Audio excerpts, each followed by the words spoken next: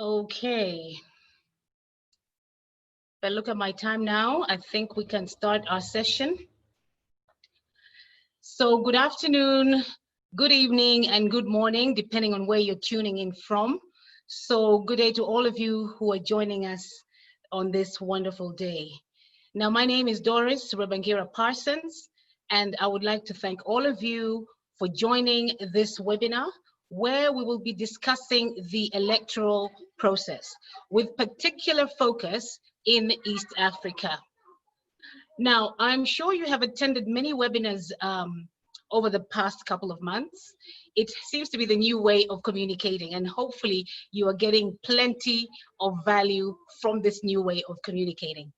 Now, this is the first of a two-part series that is being brought to you by Tanzania Youth Vision Association, and it is in partnership with ActionAid and Global Platform Tanzania, together with SRC Communications Agency.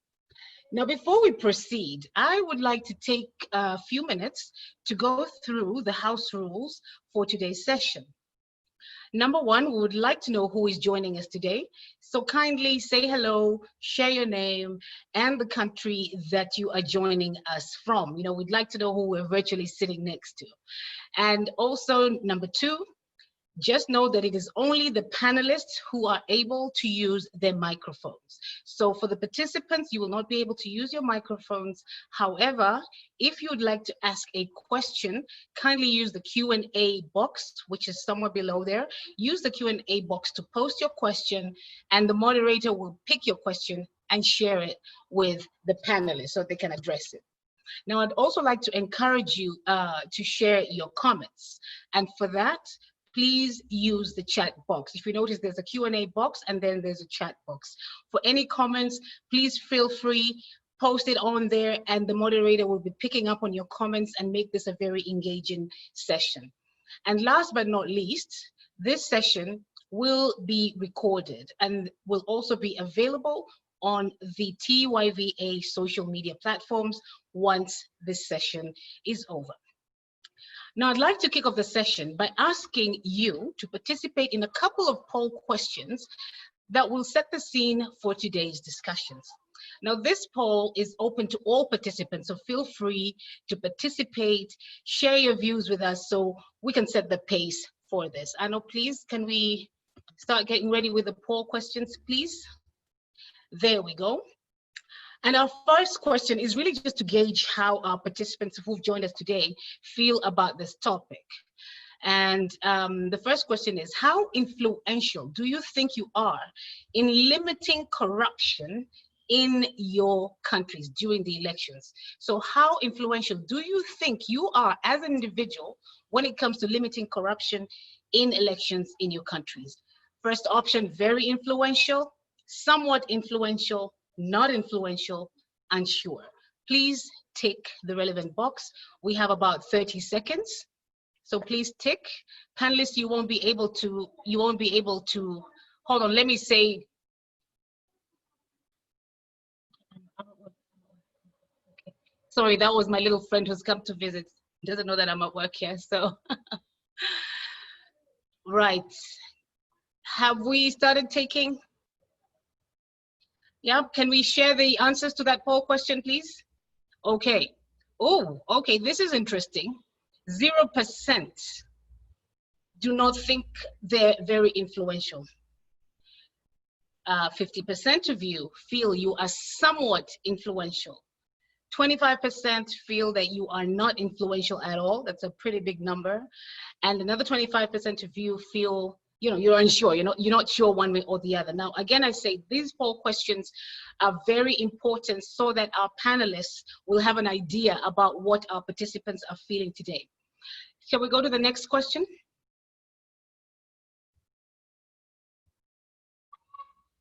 Right, we have two poll questions, there it is.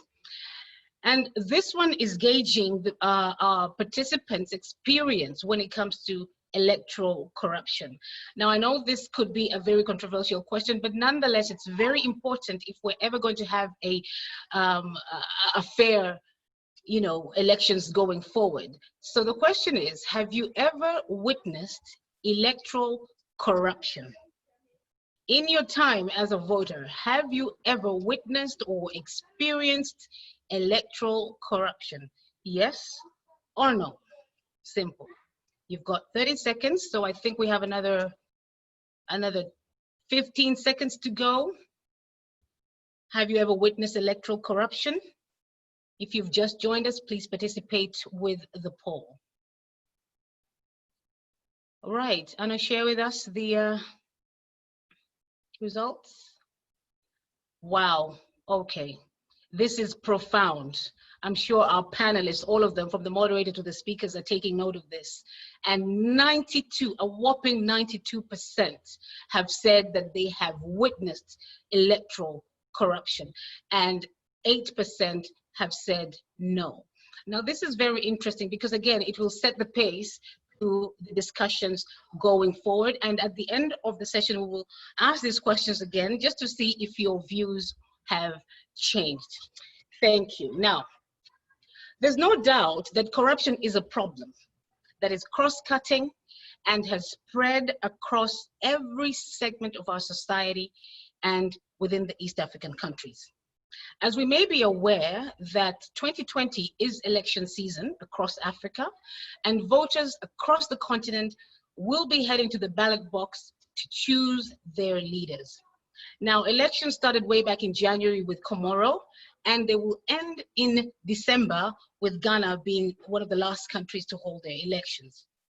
So today's webinar will endeavor to hear the voice of youth on matters concerning elections, and not just any elections, but fair elections. Our slogan today is, if it is not right, it is not fair. Now, we sincerely hope that at the end of today's session, more youth will understand just how important for them to exercise their voting rights in the country's electoral process. And at the end of this session, we sincerely hope that more youth in East Africa will know that they actually are empowered, and they know that it is their voice, their choice, and their right. And now it is my pleasure to introduce to you our esteemed panelists for today. And I'm very pleased to be introducing them. Each one of these extraordinary young leaders are recognized and respected by their peers as having a voice in one area or another of the electoral process. Now, each of them is an active voice representing youth in their respective countries. And today it is an honor to have each of them join us. And first, it is my honor to introduce our moderator for today's session, and that is none other than Frederick Fusi from Tanzania. Frederick is the lead consultant at the organization that he works with. He's a lead consultant at Change Labs Tanzania. He is also very vocal when it comes to matters of the electoral process. And all the questions that have been set out today have actually been formed by Frederick. Frederick, it is a pleasure to have you on board. We look forward to having you moderate this session. Secondly, right, who's the second moderator? I mean, the second speaker, please. Second slide. Okay. Next, I'd like to introduce another one of our panelists who is okay, we have Catherine Tusime from Uganda. Now, Catherine is a representative from Lighthouse Television. She's an assistant administrator and program host at Lighthouse Television in Uganda. She's going to share with us today her experience in the electoral process from a media perspective. And we look forward to hearing what has been happening in Uganda. Catherine, so glad to have you on board. You're welcome. And shall we have the next panelist, please? Great. Then we have Olivia Mulera from Rwanda, representing Rwanda. Now, Olivia is a 2016 Mandela Washington Fellow. She is an academist. She has experience working as an international human rights attorney across the public, private, and non-profit sectors in Africa. Olivia will share with us very insightful views from her experience as a, as an advocate, you know, as an activist, and also will share with us experiences from her home country in Rwanda. Olivia, very happy to have you on board. Next panelist.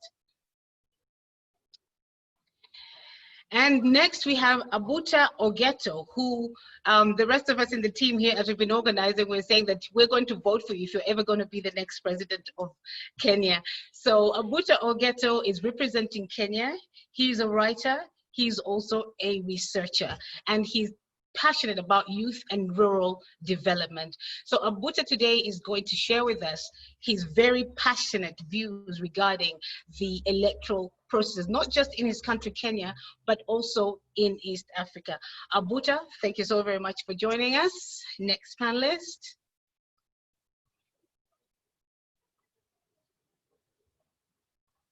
And last, but by no means least, we have Erwin Iradukunda. He is representing Burundi. Now, Erwin is a human rights activist working on advocacy for human rights and social development. And today he will be sharing with us, drawing from his experience in areas of youth participation and empowerment in Burundi and Africa. I don't know about the rest of you, but I can tell you this. I am looking forward to today's session. It is going to be extremely engaging. It is going to be powerful. So without further ado, let us get to the business that has brought us here today. And with that, I'm going to hand you over to our moderator, Frederick Fusi. Frederick, you're welcome. Well, thank you so much, my colleague Doris, for such a wonderful introduction of introducing our panelists today, who will be sharing with us a very insightful comments about the electoral process across Africa and across East Africa as well.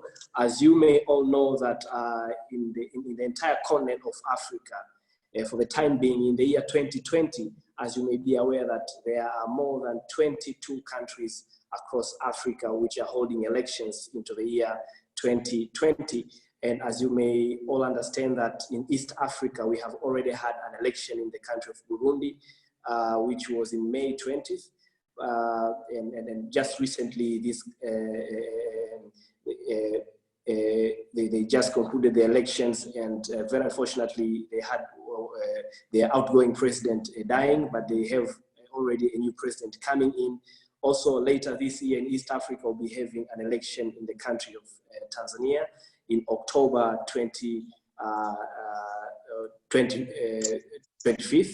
And we'll be experiencing elections across the entire continent for more than 20 countries. So as you may all understand that this webinar is coming to you with the purpose of making sure that we have the young people speaking about the electoral process and what would be the solutions in terms of curbing corruption into the entire electoral process. Are the electoral process in the entire continent of Africa fraudulent or not fraudulent?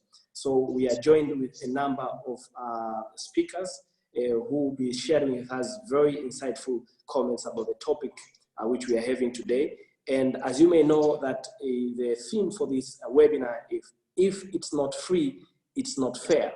My voice, my choice, and my right. So as my colleague has already introduced the speakers, I don't need now to go back to the introduction of the speakers, and I'll be just directly shooting questions to the panelists of this webinar. So, and the first question I would love it to be responded by Abuta. Abuta, you are a young person from Kenya, and you understand the role of civil society. You understand the role of civil society, the role of media, and the role of academia into the entire electoral process, as well as political parties across Africa. What would be the role of all these partners in unveiling electoral process, in unveiling electoral fraud in the contemporary democracy in Africa? Yeah, well, the role of these various organizations is very wide and varied. And in the past, it has been documented that they have had a very transcendent impact when they come into the arena to change the political processes, not only in Africa, but in many other countries where they have played a very key role in electoral processes. Now, if you look at the African context, there is a little bit of a difference how they will play a role here, majorly because they do not have as much freedom. But then in the advent of social media and more collaboration between organizations, between people, between groups, between civil society, between media houses, and between educational institutions, you realize that the very first role they have to play is to inform the citizenry about the electioneering process and what their role in that process is. Because you can only demand accountability from a process which you understand how it's supposed to be, and you very well understand what is not happening about that process. Secondly, the media, if I can start with it, has the role of sensitizing the public on the qualities of leadership that we need to get from the leaders we choose. You understand that many people in Africa are using other means to access power, and most of it has been using financial power and what we call in Kenya deep state power. These are unseen individuals within the country who influence so much of the decisions that are made in the electioneering process. So the media, in their own right, have the power to inform the masses at once on what exactly do we need from an election. How much impact will we realize from an election which has the right people in power, and how much of a loss are we going to incur by having the wrong people in power? So you realize that in the very recent past, there is a lot of good work that has come out of the media. They have looked into the capabilities of the candidates that vie for election, their history, their integrity, and all that. So that is a very key component when you want to influence the kind of leadership you're going to finally have. And then secondly, the coverage they have had, especially on the election process, has given some light on what is really happening away from where I'm casting my vote. If I'm in Nairobi at the moment, through the media, I can be able to know what is happening elsewhere in, say, 200 or 300 kilometers from Nairobi. And by having that bird's eye view of how the election process was, I think I can put my voice in and say, this was a free and fair election or not. And by giving that nuance of making a decision on how the election was, it gives the people a more precise push for what is right and a more decided kind of statement on whether the elections are being conducted in the right manner or not. Now, briefly about the civil society. Abuta, Right. Yes. Sorry, Yes. may I just interrupt you for a second? We're struggling to hear you. All right. So I don't know why that is. Could it be your earphones, perhaps? Well, let me try to see. Yeah, you're raising some very, very important points, but we're struggling to hear you. So I thought, okay. rather than let's just see if you can adjust that a little bit. Okay, very well. Now, maybe Abuta, you can take closer your microphone. Take it closer to yes. Okay. Take it closer. Yes. Very well. Very well. Good. So I was saying this. The civil society has in the past played a very key role in the development of an informed public. You realize that the civil society is made up of individuals who stand for some rights or some principles, and these are going to embolden the citizenry in demanding it from the leaders they choose. So the civil society in their own network has been able to design what kind of future countries are supposed to have. You realize that most civil societies are made of elites who have decided that this country must realize something important. And therefore, we have to bring everybody on board. And such kind of activities, in my view, bring the citizenry from the point of not understanding in detail what exactly do we need out of an election and how this election is going to impact on our lives? What benefits are we going to derive from a good or bad election? And the civil society plays a very key role in the sensitization of the citizenry in knowing how to go about an election. And in case somebody tries to maneuver, they themselves can be able to raise their voice and oppose an election or contribute to the discussions about how to realize a good election or not. Now, Thank you very much, yes. Abuta. You're making very good points here, but I need to see some other participants also across, other panelists across East Africa. We're having Tusime Catherine from Uganda, and we understand that in Uganda you're having a very strong opposition. And this opposition in Uganda have not been able to see it coming through winning elections, presidential elections actually. Is there any examples of electoral fraud in Uganda which you can cite that are very serious, and what has been the role of whether political parties, opposition political parties, or civil society organizations or media houses in Uganda? Catherine, go ahead.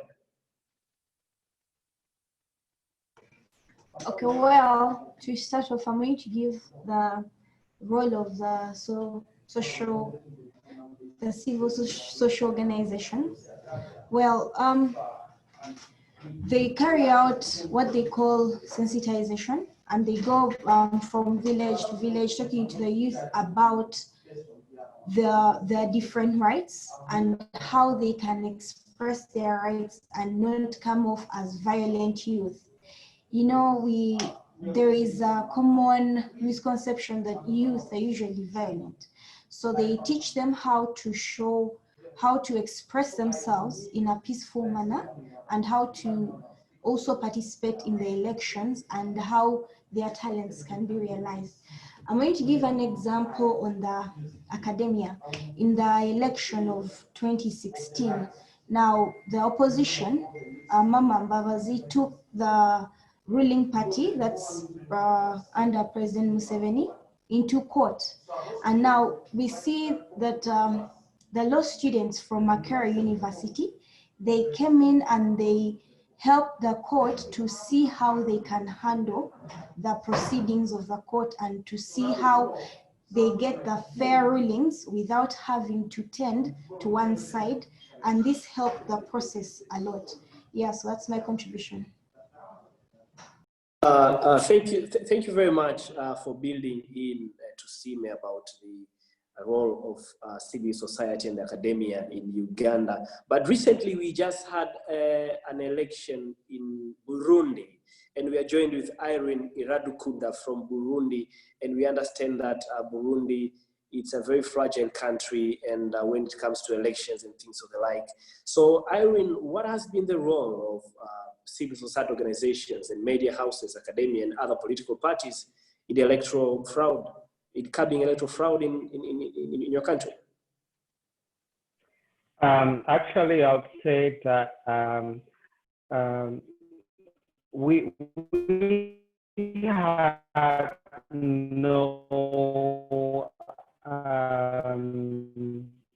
I would say, fully civil society organizations speak from the previous government around elections, because as you may know, in 2015, we had a political crisis that has been accentuated by civil society organizations that has been, most of the organizations that were speaking the truth to the government of Burundi have been either shut down or forced to flee, which has created a kind of unprecedented environment for civil society organizations to not operate as free as it was before.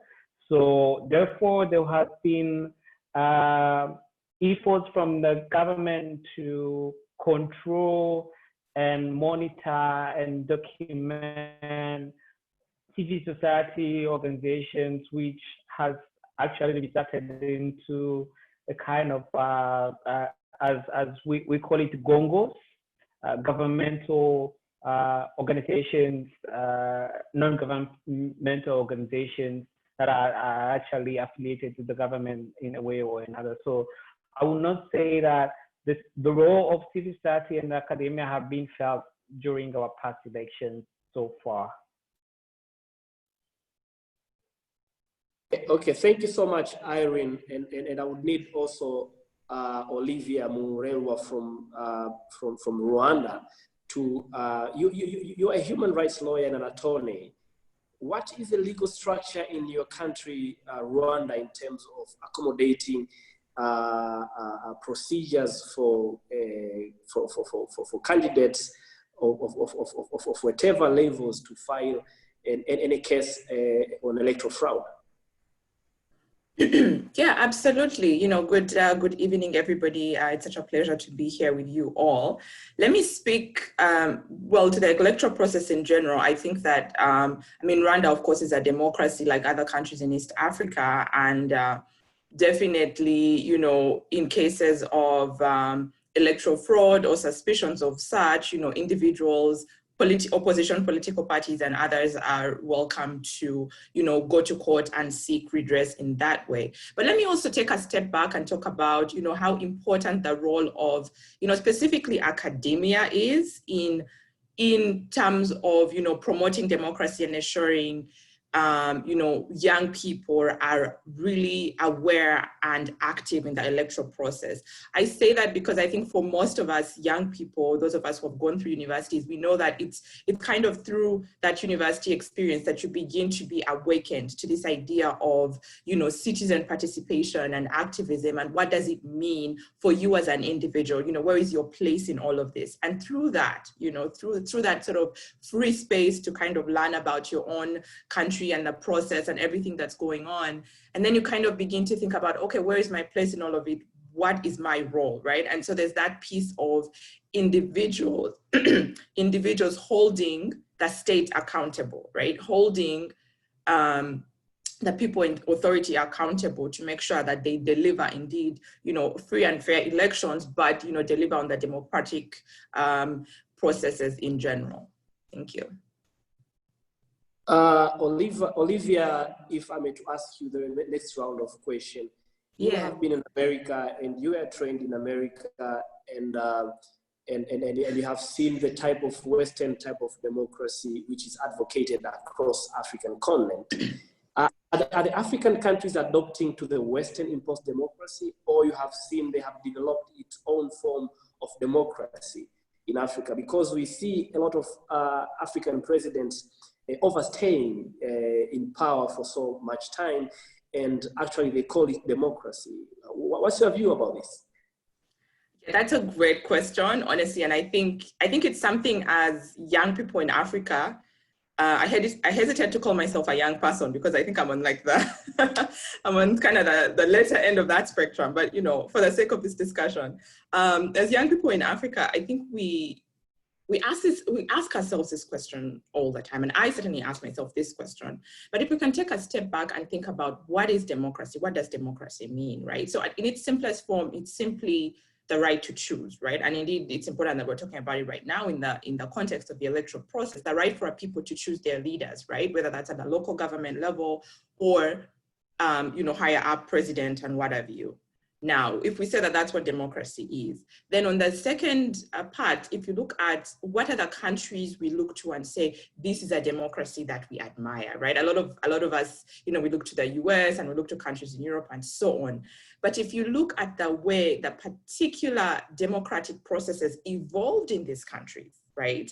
Each country has a unique history, a unique experience, sort of, and their legal structures, their democratic processes evolved out of that very organically. Unfortunately, in Africa, because of our colonial history, we've been robbed of that, right? And so everything we're doing, we have to kind of begin from that understanding. You know, at independence, most African countries were sort of handed a structure of be like this, right? And over time, that's been kind of re-emphasized by pressure from, you know, donors, you have to be like us and all of these different things. Now, I believe that democracy is important. I think that, you know, I think there's somebody once said that democracy is a flawed system of government, but it's the best we have, right? With all that being said, it doesn't surprise me at all that the way that democracy is shaping up, you know, in different African countries looks different and feels messy. I want to use that word. It feels messy because the process of nation building, you know, the process of building a state is messy.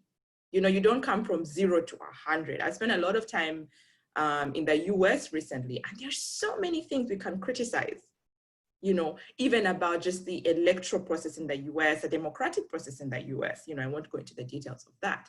And this is a democracy that's over 200 years old, right? So how much more our countries, which are 50 years old, 60 years old, how much more then do we still have work to do to get to that place, you know, wherever that place is? And I think that's why before I spoke about the role of academia and the importance of individual sort of social awakening, because another key part of democracy is participation and engagement.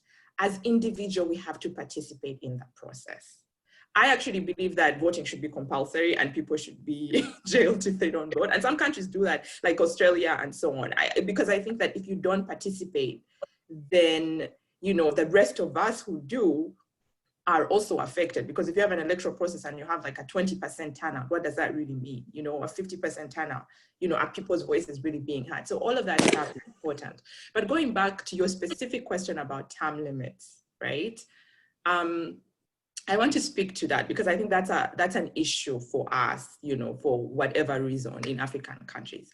And I think that specifically that comes from a place where the constitutional frameworks we have, honestly, and the legal frameworks we have for our democracies in Africa, I think are less a representation of what the people actually think, feel, and want, and more a succumbing to pressure from the West to look and feel a certain way. And that's why you find that in many of our countries, we have beautiful constitutions with all of the rights you can think of, you know, freedom of speech, freedom of expression, whatever, you know, we are so good at that, like putting things on paper to make the donors happy. But because these things don't come out of an organic growth process, you know, of the people in the country really getting involved, really kind of being part of that process of understanding for themselves and deciding for themselves what structure, what governing structures make sense. You find that we have what is in the books on the one hand, and then we have what happens in reality on the other hand. So you know, that's kind of, you know, what I would say on that subject for now. So Olivia, if I may interrupt you about what you have said, there is one participant here who is following up very keenly on your comments, and he's asking whether can we Africanize democracy or democracy democratize Africa? What can you say about that in just 1 minute? Okay, yeah, no, that's a great question. I think we can, and I think we should, right? And I think we must, because it's very clear that it's not working. This idea of let us do like this because the Americans have told us, it's not working. And I think, and I was so excited with the poll questions. To me, they were encouraging because 50% of people said that they have the ability to influence elections. To me, that's fantastic. I would have expected it to be a lower number because of all of the things you hear in the news and so on. Like I said, it's messy, but I think we're moving forward. I mean, we just had elections nullified in Malawi, regardless of what the reason for that was. I think that's fantastic because it means that we're moving forward in terms of being able to express ourselves and to challenge norms. Okay, so Abuta, you're in Kenya, and we understand that Kenya, in terms of democracy across East Africa, is far ahead of other East African countries, and you don't have the Uhuru political party or the ruling political party which fought for independence. You don't have it currently in power. You're having totally different political party which is holding power right now in Kenya. What are the good examples in Kenya? Is Kenya embracing the Western type of democracy, or Kenya has developed its own type of democracy? And we have seen that in Kenya, you normally have very strong opinions in terms of electoral process and all these candidates when it comes to elections and campaigning. What is the situation right now in Kenya? Okay, well, currently there is a very big uprising from the opinions people have about leadership. People need to feel represented in leadership. They need to feel that if Frederick gets to be president, I think my interests count. My say counts. People want to feel that if Olivia gets to be president, I think then it is Rwandese who are going to rule this country. I don't have to feel that way. I need to feel that if somebody gets to be president, then all of us will be taken care of.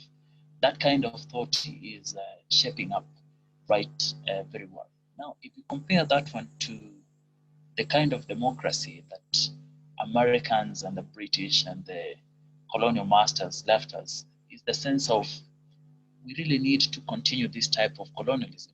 And what do we do in this case? We give them the paper, we write very good things, and when there is a conflict, we refer these people to the paper, that is the Constitution. The Constitution is very beautiful. In fact, the Rwandan Constitution on the Elections Act, it's a very beautiful writing. But when you look at the actual thing that happens is a little different. And the reason is this. You'll find that there is 3, 4, 5, 10 hands that are interested in a certain country. And the best way to control what happens in that country is to control the leadership. Now, when there are interests that are governing what happens in a certain country, whatever is in the constitution does not become important. What happens is who gets to power. Now, when you want power by all means, then the constitution will not count. I will use any other means to get to power so that I can serve these interests.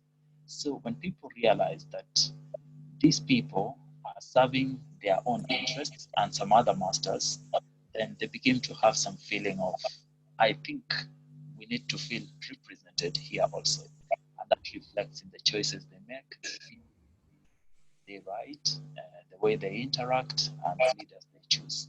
So that kind of idea. So Abuta, if I may interrupt you, you say that you need to be represented. As far as I understand that the politics in Kenya, the young people are very much active into the politics of Kenya. And apart from the young people, what has been the position of women and people with disabilities in Kenya's in electoral process and participation in Kenya? Well, that's a very good question. I really want to say this. I think Kenya and perhaps a little bit of Uganda, they have made very, very big steps towards having women and persons with disabilities included. Now, in Kenya, I think the persons with disabilities, for instance, they have been well represented to the point that normal people think, I think it is a very good idea to be disabled because there are so many privileges to that end, which come out of the activism from the civil society, from the media, and all this type of representation. So as far as that goes, I think we have made very significant steps, which are far much better, perhaps when compared with countries like Germany or Britain, or even the US. I think the Kenyan Persons with Disability Act of 2003 is far much better defined than the Disabilities Act of the US, for instance. So I think to that end, we have made some very significant efforts in terms of the business, in terms of employment, in terms of the buildings that you must have access for persons with disabilities, the washrooms and all that kind of thing. And also representation in parliament. A third of employees in public institutions in Kenya must be women. A third of business opportunities must go to women and persons with disabilities. So you realize that kind of environment has really made some good progress, as opposed to what we always think of the West being ahead of us. Okay, thank you very much, Aguta, with your very good responses. Now, I need to learn something from Irene. The deceased president, who just died last month, who was your president, and he stayed for like 3 terms in power. And we are speaking of the deceased president in Nkurunziza. And we have seen this tendency across East Africa, where presidents are trying to amend their constitution to increase the constitutional term limit from 2 to 3. Is an increased constitutional term limit a way of new democracy in Africa? Is that the type of African democracy that African leaders, when they are performing better, they're supposed to be given a gift of 1 more term? Are there no other African leaders who are very much competent enough to take over their positions? What is your view, Irene?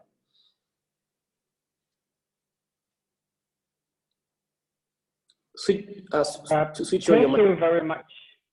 Thank you very much for the question. I would like us to come back a little bit, because the East African community has a forum for heads of national electoral commissions, which actually meets regularly and has made several contributions to the East African community draft protocol on democracy and good governance.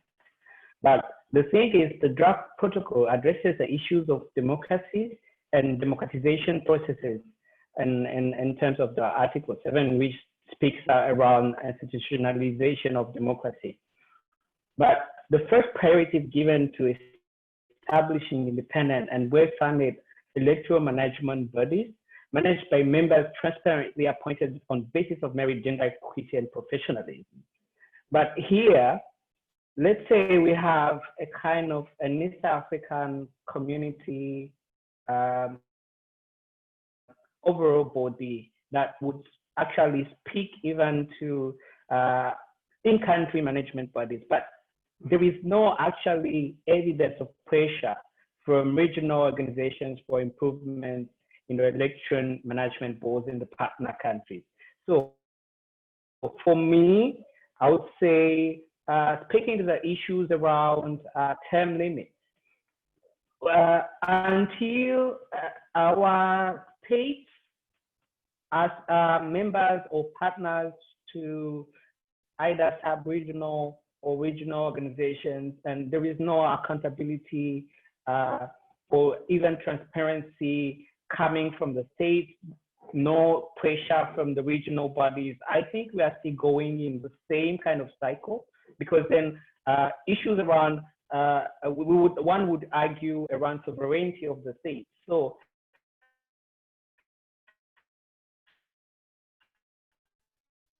at which extent, who stays in power for how much long or for how many terms?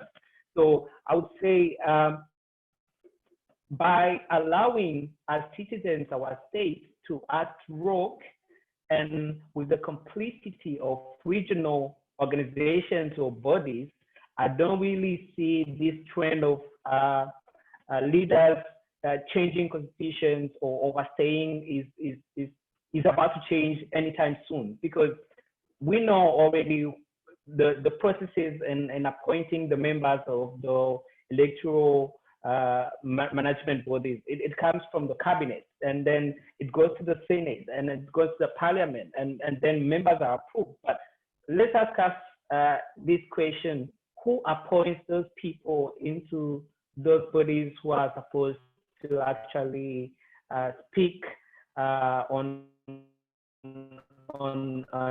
the elections? And then let's even citizenry of the East African countries know political opponents in the East African countries itself. So I don't really think that this is a trend that is about to change now, because we have, I would say, a conglomerate of hooligans that are taking over the public trust and turning it in their proper advantage, and the citizen we see living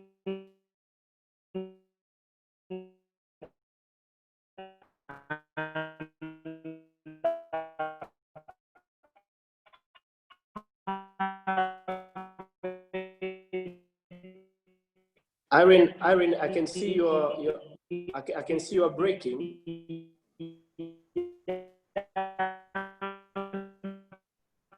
I think Irene is breaking. Yeah, can I just? Irene is breaking, and because Irene is breaking, I'll need to ask another more question to come. And see issues with and to act properly. Can you hear me now? Yes, we can be able to hear you now, but I wanted to shoot some other question to Catherine from Uganda because she's having a similar experience in Uganda. As you may know that, politics, multi-party politics in Uganda is very much fragile. And you can see the opposition in Uganda is very much strong, but the ruling party in Uganda is much more stronger than the opposition in Uganda. And we have seen some crackdown of opposition leaders in Uganda. And one of the principles of democracy is to have a free and fair election. Are we really seeing free and fair election in African countries, including Uganda? You know that you have had your president staying for like more than 20 years in power, and several times your constitution has been altered to let that happen. Are we really seeing free and fair elections in African countries, including your country, Uganda? Catherine, go ahead. Well, to start with, I would like to say that let's first see how the Electoral Commission chairperson is chosen. Well, the Presidential Act gives the provision for the president to choose the Electoral Commission chairperson. And usually he will definitely choose someone that is in his party or tends to his, to his party. So, well, I wouldn't say they are free and fair because even though I was in that position, just watching from the outside, I don't think I can say it has been free and fair.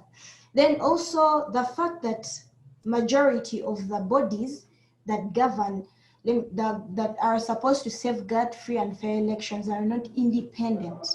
They are all under the government, namely the authorities, the police force. The police force is supposed to, provide security and ensure that there is peace and, safety. But then in several occasions and instances, we see the police actually arresting the opposition leaders. We've had instances where they limit them on how to have rallies and when to have the rallies, and that's not supposed to be so. So I don't think the electoral process is free and fair.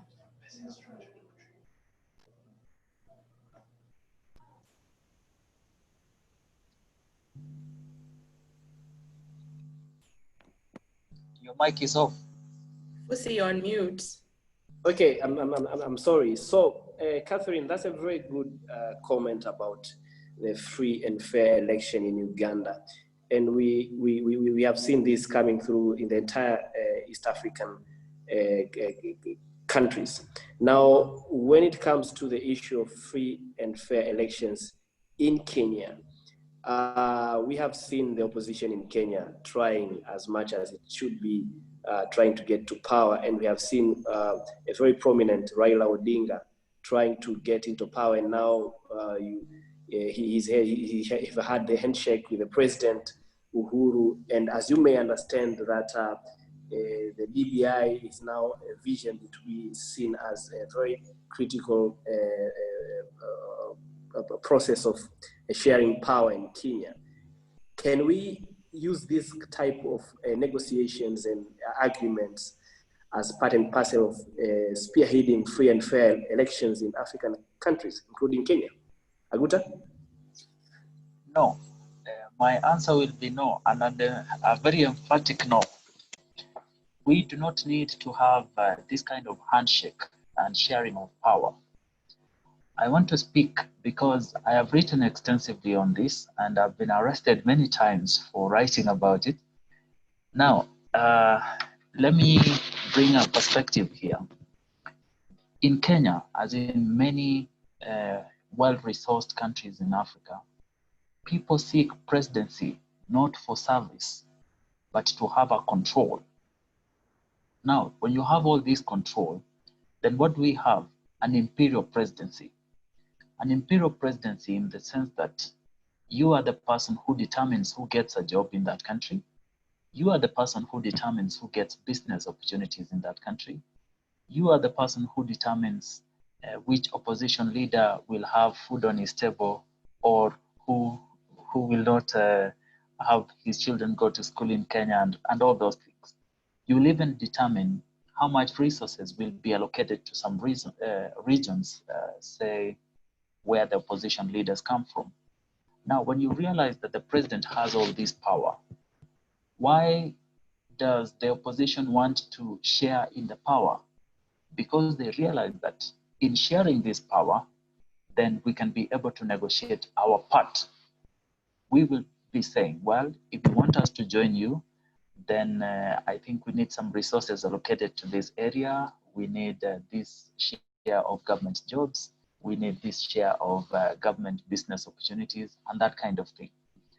That tells me, or rather tells Kenyans or Africans for that matter, that power is not for the citizenry's sake. It is for the interests of these people, whether they are in government or the opposition. They fight so hard from the opposition so that they can access these opportunities that the government has the authority to control. So in my view, therefore, just to conclude, Frederick, is yes, that to have a free and fair kind of electioneering scenario in Africa is to have strong institutions that are able to cover the personalities, or rather the strong personalities in opposition or in government. So if I may interrupt you, Obuta, there is one participant. Her name is Winnie Muwanguzi. She's from Uganda, and she's asking you whether for these power sharing agreements, in an example of a handshake, can we be able to see young people represented in the entire electoral process in terms of also apportioned positions, political positions? Very well. That's a very beautiful question, because in the last 1 year, that has been the discussion in Kenya. You realize that the current president, that is Uhuru Kenyatta, when he gets into power, and opposition leader Raila Odinga, when they decided to share power, the people whom they appointed to very key government positions, I think almost 73% of them were over 75 years of age. And I have a whole list of them. In fact, two of them who were, one was 78 years old and another was 96 years old. That is Moody Awori and Mary Wambui. For the participants from Kenya, they know very well about this story. They were appointed to be the chairperson of the Youth Council in Kenya, and another one was supposed to be the director of the Youth Fund. Now you can see you have somebody who is a great-great-grandfather coming to manage youth affairs. And that brings the discord of why do we really not have a young person handling these matters? By that, you find that the disconnect of the people in power and the youth becomes very, very wide. They do not feel represented. They do not see their own picture in their management. And therefore, they feel this is just another way of awarding your cronies for having power. Okay, that's a very good point, Abuta. But I need to also know from Olivia, with your experience as a human rights lawyer, and one participant here, Jimmy, he's asking whether is multi-party democracy a route towards political development. As you may understand that since the aftermath of the Rwandan genocide in 1994, and after that we have had a single party ruling the country up until now. Is that the way that is that the way to develop the political process, the electoral process in African countries? Yeah, no, that's a good question. I have two comments that I want to make about that. First of all, I mean, you know, Rwanda is a multi-party country, right? Uganda is a multi-party country. I think Kenya is probably a multi-party country, and so on and so forth. I'm sure Tanzania is also a multi-party country, right? But so there's going back to that idea of we can say things on paper, you know, but what does it really mean? And I think all of us in the discussion, all the various personalities have, you know, panelists have talked about power, who has too much power, you know, who has too little. And I think that's really the crux of the issue. Who has power in the country, and how is that power derived, right?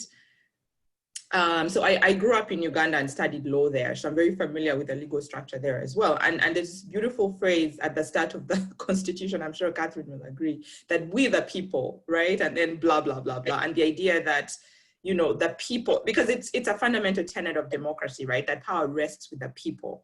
But unfortunately, this isn't really true. If you look at a lot of our countries, whether that's Rwanda, whether that's Uganda, and many other countries in Africa, how do leaders come into power? Through military coups, right? And then you come there and then you start to reverse engineer, you know, to try and kind of the democracy. But the thing is, because of that history, the power remains centered in he who controls the military. He who controls the military controls the country in many of these cases. And so that's why we can talk about institutions, but at the end of the day, the Chief Justice is also beholden to, you know, whoever is at the center of power. The legislature is also beholden to them. All of these different institutions are beholden to them, because at the end of the day, the power is centralized, right? And democracy is about, you know, decentralizing power. And that's why I want to go back to our role as young people. Honestly, I think we underestimate ourselves and our own ability to effect change and our own ability to make a difference. You know, we have seen regimes toppled, right, by social media movements. And I'm not advocating for that. I'm just saying that if we as the people really think about and own our own power, you know, and can come together to speak, you know, I love what's happening in Uganda lately with, you know, with the opposition and with, you know, Bobby Wine and so on. And this is somebody that's like very charismatic, appeals to young people, and it's kind of exciting, you know. And to me, it's almost, it's not about will he win or lose, you know, that's not even the issue. I think the fact that it's getting people excited and it's getting people wanting to participate, right? And it's kind of, because I think a lot of us young people in Africa, we are very pessimistic, right? And we want to sit back and say, you know what, in any case, nothing will change. So I might as well stay at my home, right? How many of us actually vote? How many of us actually know who our MP is or engage in that process? How many of us, you know, we can come out and criticize and say all of the things that are wrong, but until we kind of assume our own individual responsibility to participate, I don't think that anything will really change. Thank you. Okay, that's a very good insight from Rwanda, Olivia, and I would love to ask you one more question, you all as panelists. As you may know, one of the attendees, one of the participants here is asking, can we expect, his name is Victor Mtaki. Victor wants to understand, can we expect a free and fair election in our countries while the Electoral Commission members are appointed by the wisdom of the president? He needs to get our insight about this, but my question would be, are electoral commissions in African countries independent enough to conduct free and fair elections? What is your opinion, Catherine Tusime?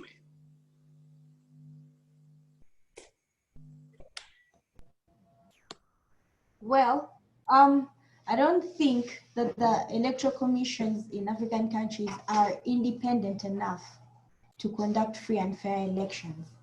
As I had said earlier, the fact that the president has to choose a person from the party to be the president, then we can't say it's free and fair, because we have very many aspects. Let me give you a simple scenario. Well, you are a judge, and before you is placed your son, and they're saying your son has committed a crime. And now the people are expecting you to give a fair verdict. You as a judge, you're thinking, this is my son. I have to be fair to my son. Now, as a judge, there is tension. Am I going to rule in favor of my son? Or am I going to rule against my son?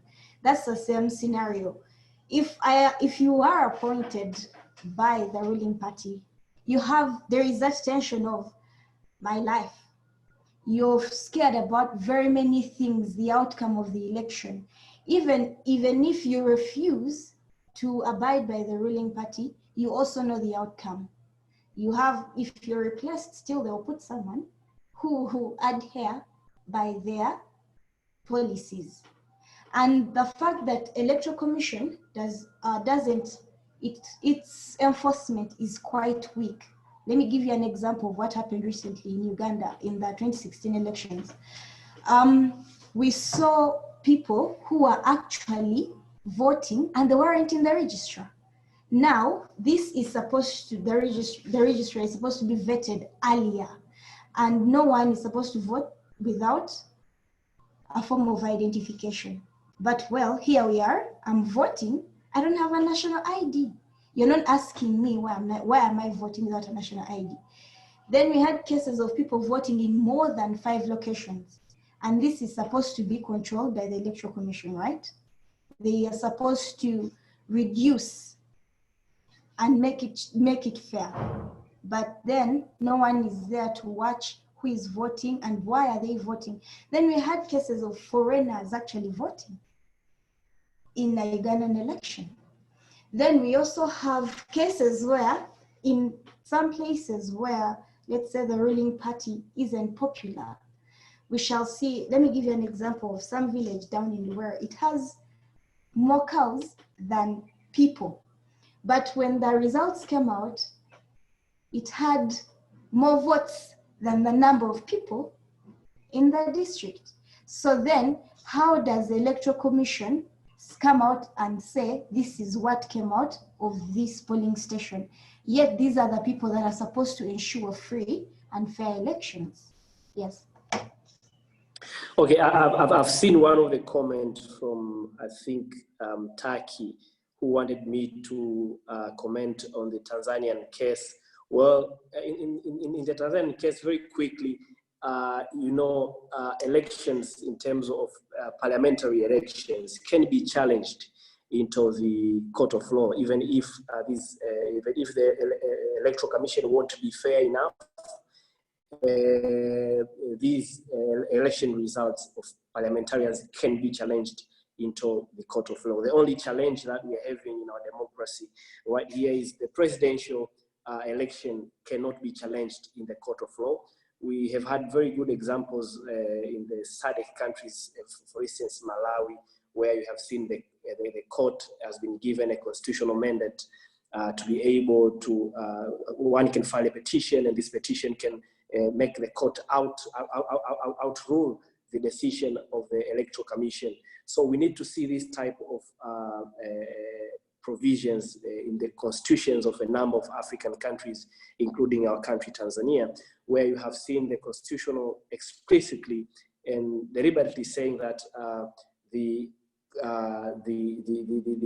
Electoral Commission is free, but there is no provision which gives any other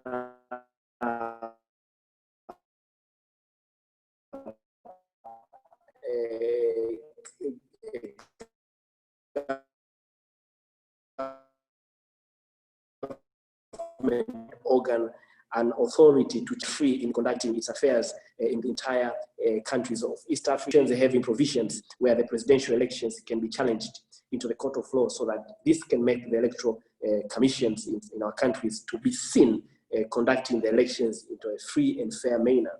So drawing from that example, what is the current situation into the Kenyan constitution? Is the Kenyan constitution allowing the presidential election results to be challenged in the court of law? Abuta? Yes, Kenya, I think, is the very first country in the world to nullify a presidential election. That was in 2017. And I think Malawi and perhaps Zanzibar, if I'm not wrong, they followed our example. So we can pride ourselves for that. But then there is something that Olivia pointed out, which I think applies to very many countries as far as how the electoral commissions conduct their elections.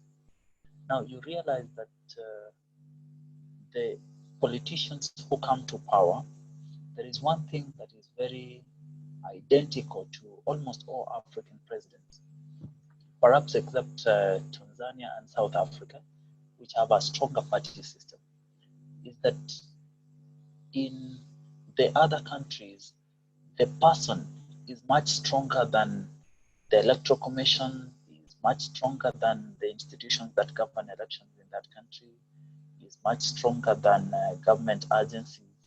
So you realize when that person seeks power, he kind of paralyzes every other thing. So to maintain power this way, what do you need to do? You make sure that your personality is much stronger than anything else. So you will have to appoint judges who abide by what you say, or if they do not, then they are out. You have to have an electoral commission that abides by what you say. If not, they are out. And this is for one reason, so that when people say we must have free and fair elections, then you realize that the electoral commission is just your toy boy. You can say, just conduct free and fair election, I'm the president. So, and I was in Uganda the other day, and some Ugandan was trying to break a joke that, well, in Uganda we do carry free and fair election, but all the free and fair elections must have one president, and that's President Museveni. So that kind of joke points out to what perhaps President Museveni has done to the Electoral Commission and the people who govern elections in that country.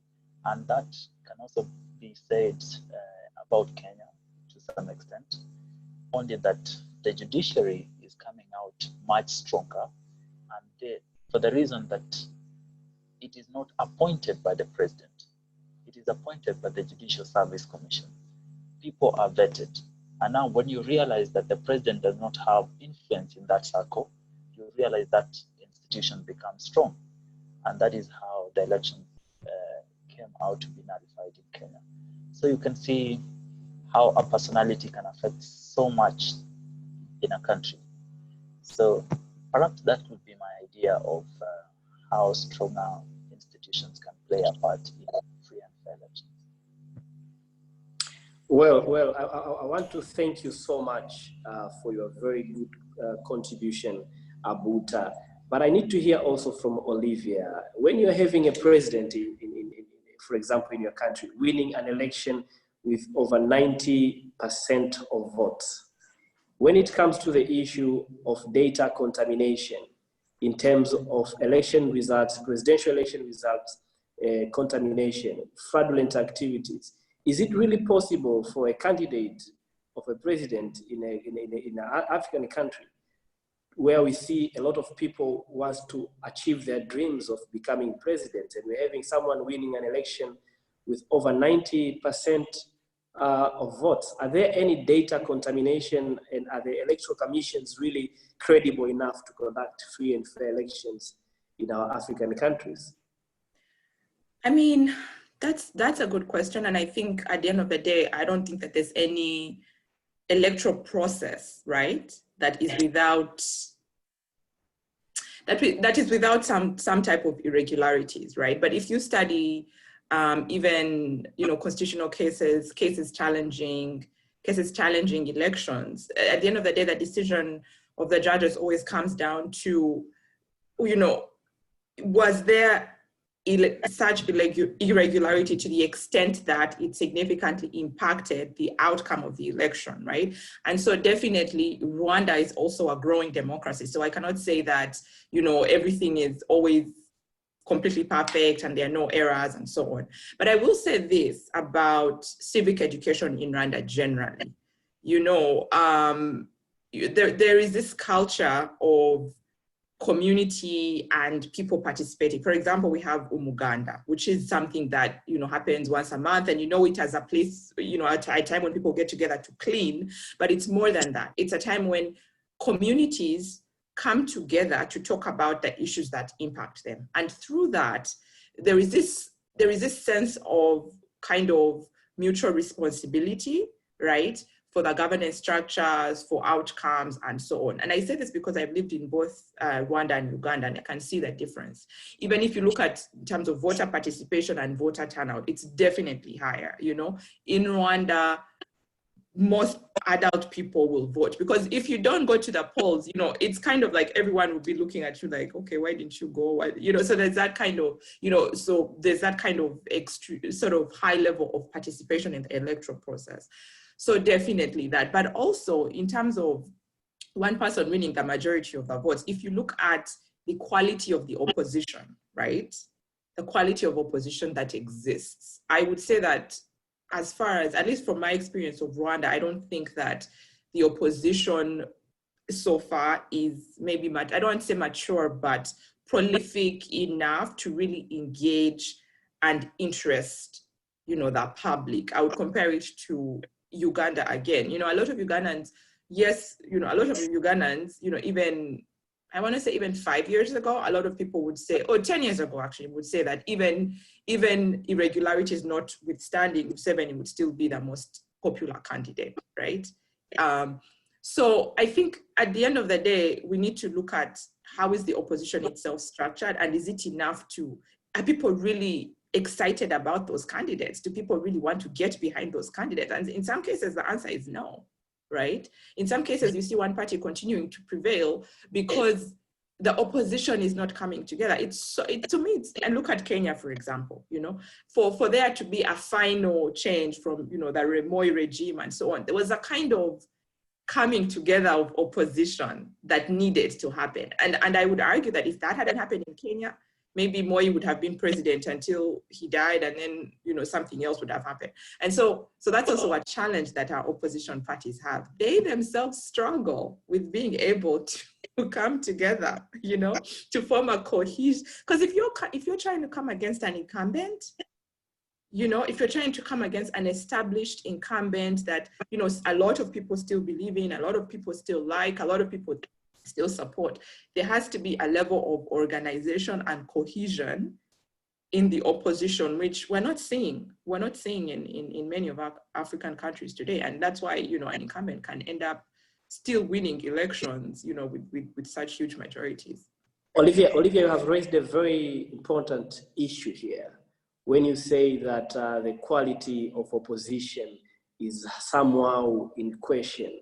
And one of the participants here have really liked your comment, and his name is Mawazo Mataje.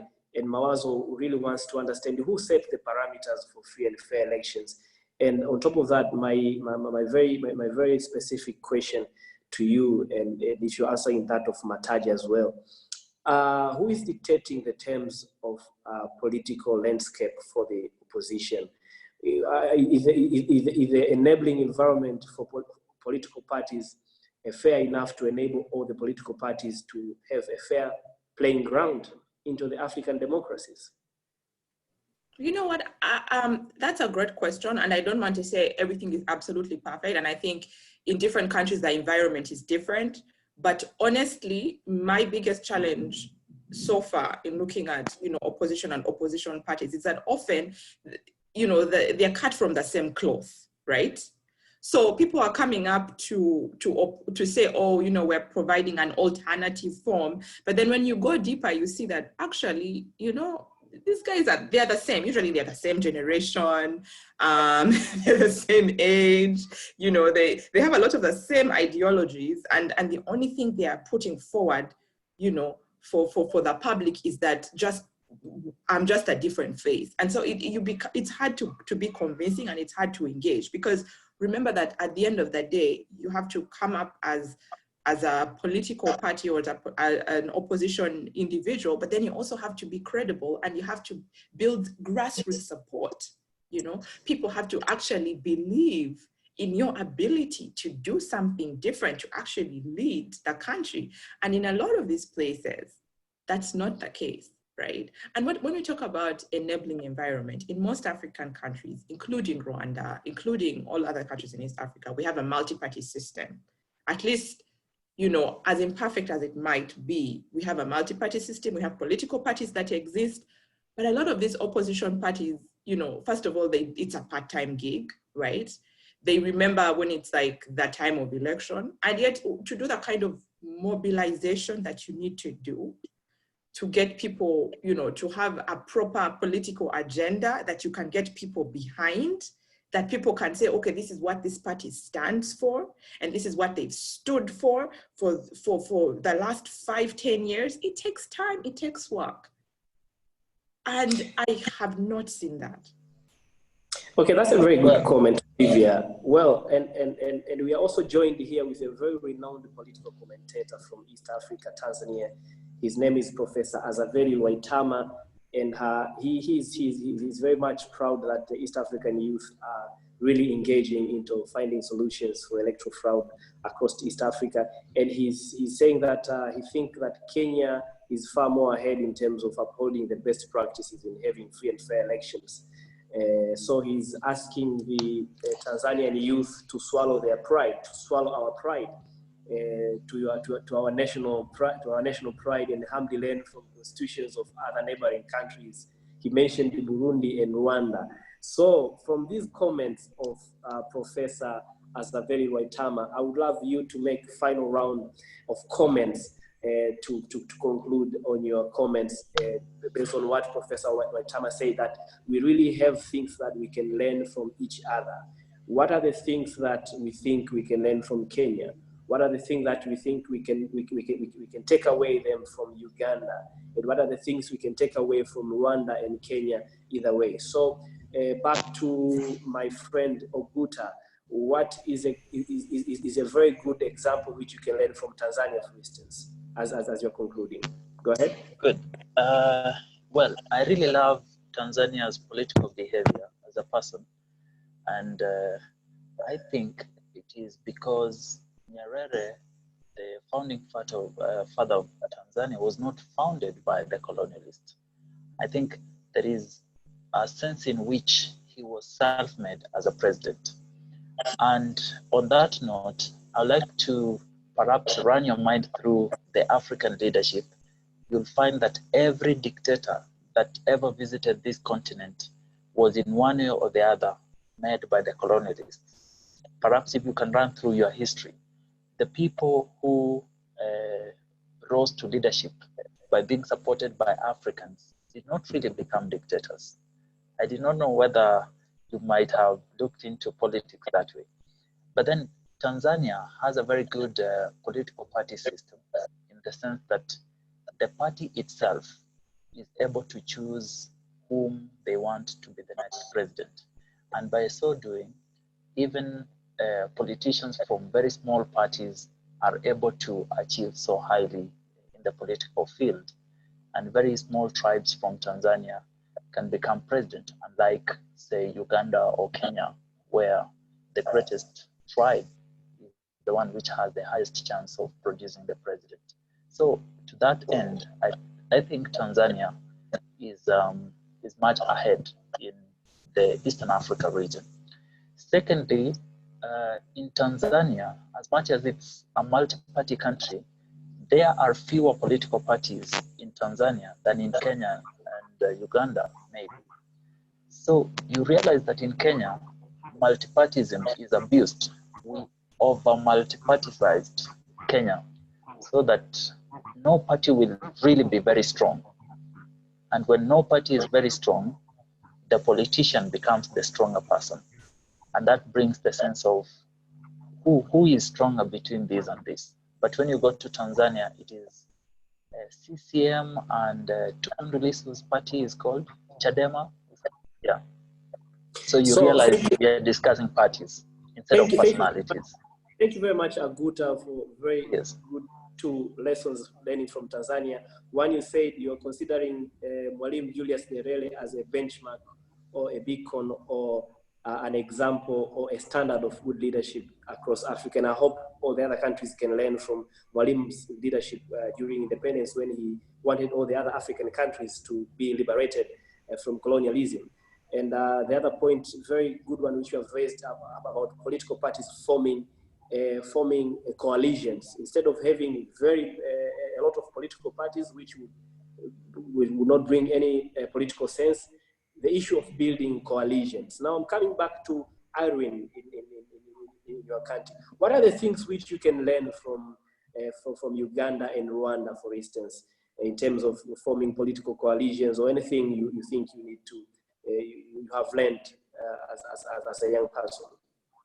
Go ahead. Mm-hmm. Thank you very much, Frederick. I would say, well, we still have a long way to go, because I would say we are a very young democracy. Burundi has its very first democratic elections in '93, and it took us, I would say, 12 years to come back.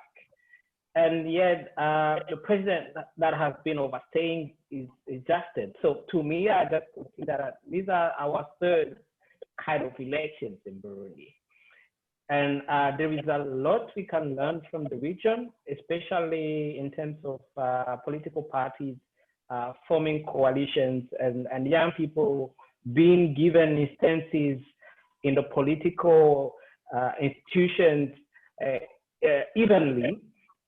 And young people not just used for, I would say, political rallies. Parties like in Kenya, Rwanda, Uganda, where they have youth chapters that are actually doing amazing work on the ground. As Olivia said, we need to learn, especially for opposition political parties. They need to learn that just being a political opponent doesn't mean that you have to work in your corner. So there is a need to get together and form coalitions, because the political party that we have in Burundi has been in power for 15 years. So you don't come from 5 years of organizing as a lone political party to intend to win a political election. So I really believe that there is a lot we can take from the countries, but also in terms of constitutionality, especially from Kenya, where the justice system is the one appointing election management bodies in the countries. And here in Burundi, versus here in Burundi, where we have the president appointing via decree the vice president of the National Commission of the election. So we need to embed all of these to make sure that... Irene, I'm sorry to interrupt you. You're running out of time, and I need to get also some wrap-up comments from Olivia Mulera from Rwanda. So Olivia, tell me, what is the takeaway from the East African countries? We, Tanzanians, youth from Tanzania, we have been asked to swallow our pride. What do you do in Rwanda? No, I think that was a very good comment from the professor. Indeed, I think we can all learn from each other. I think, like I said, I think perhaps other countries could learn from Rwanda in terms of participation in the political process, you know, and really being patriotic. Because any Rwandan you meet anywhere, regardless of which political side they lean on, we're all very patriotic. I think you'll find that to be true. We're all very patriotic. We love our country, and you know, we're very quick to kind of, you know, talk about that. And I think maybe that's something that we can share, right? But from Tanzania, I think even just from when I was young, I've always admired Tanzania for being one of the few countries in Africa where you haven't had a military coup as part of your political history. And I think for you guys, that's something that you may take for granted, but that's so important, because it is such it's such a crucial part of the DNA of so many African countries that to not have that in in your history, I think has served the country well. And, you know, yes, you've had, you know, one party kind of being dominant through history, but at the same time, I would argue that you've had peaceful transition of power, you know, from one president to another president and so on. And so I think that's something that is admirable. That's something that other African countries can learn. And I said already, from Kenya, we definitely need to learn the value of coalition building. And I know that that's something that's very difficult. Usually opposition parties are also very sort of, you know, they are kind of very similar to kind of how the ruling parties is. There's a personality and it's about that personality, and it's very hard, even when it's very hard for people to take a realistic view of their own chances and think, okay, maybe I'm, as an individual, I'm not strong enough alone. Maybe there is, you know, maybe there is value in coming together. And to the extent that that is possible in our countries, I think that you will see stronger opposition, right? And I also wanted to comment on what Owen said about the role of the East African community in the electoral process. I think he made a very, very, very important point, because so we are running out of session, out of time, Olivia. I really thank you so much for those. Okay.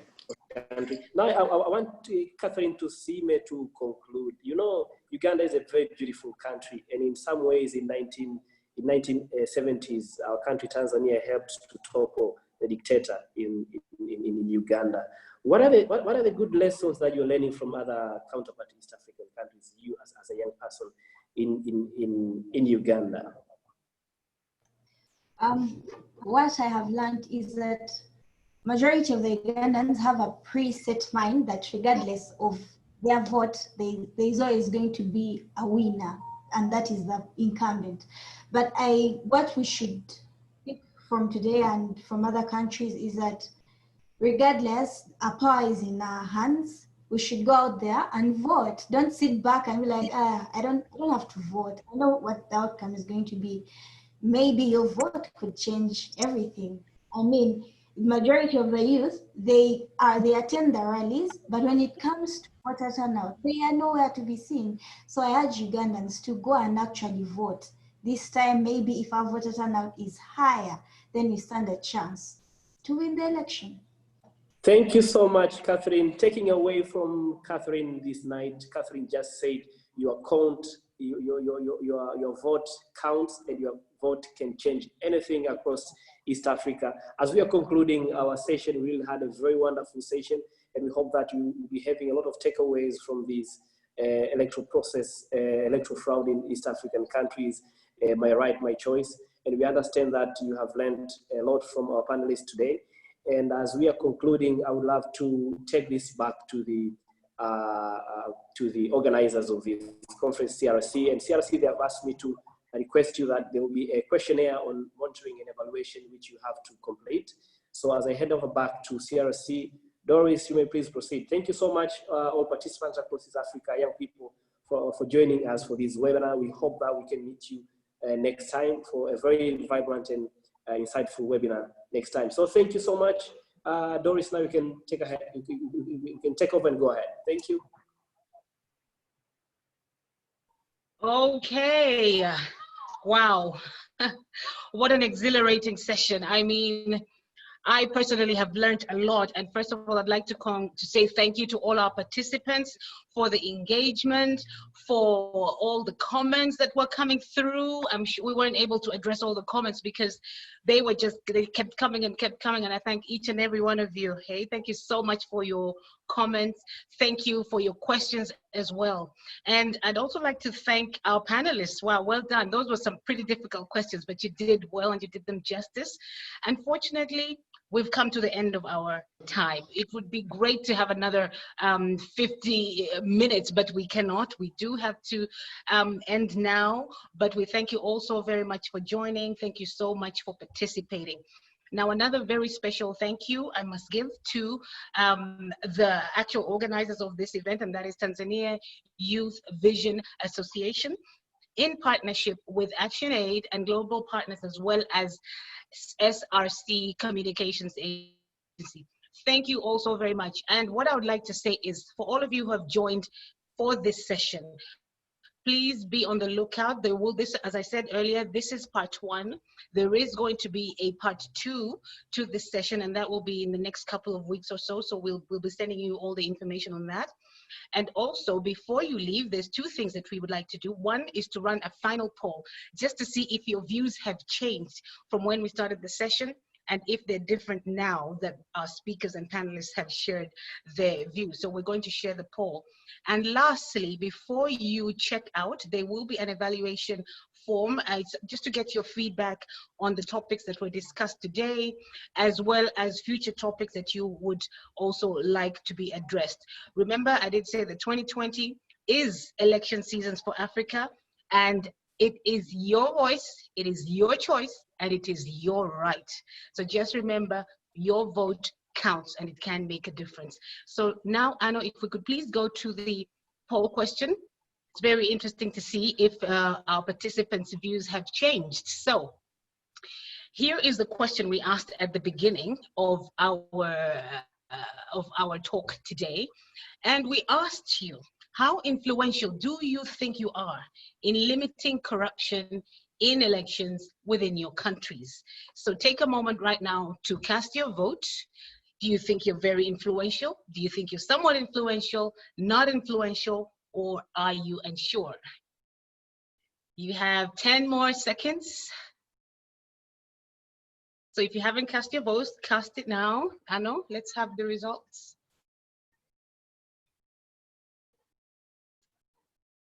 Oh, wonderful. I'm so happy to see this. If you were there in the beginning, you'll see that at the start of this, nobody thought they were very influential in limiting corruption, but now the number has gone from 0 to 31%. That is really promising. And 54% of you say you're somewhat influential. That also has risen by another 4%. 8% not influential, and another 8% are unsure. Now, again, I said this is just the beginning. We hope that at the end of this series, you will very well know what place you stand, what position you hold in your country's elections. Just make sure that your voice is heard. Make sure that your choice is made. And last but not least, yeah, please be on the lookout for our next session, which will be communicated for you in good time. And with that, I must bid you farewell. Thank you so very much for joining us wherever you've joined us from. We appreciate it. We appreciate the organizers, and we appreciate the moderator as well as the panelists. My name is Doris Parsons. Thank you so very much. Until next time, kwaherini.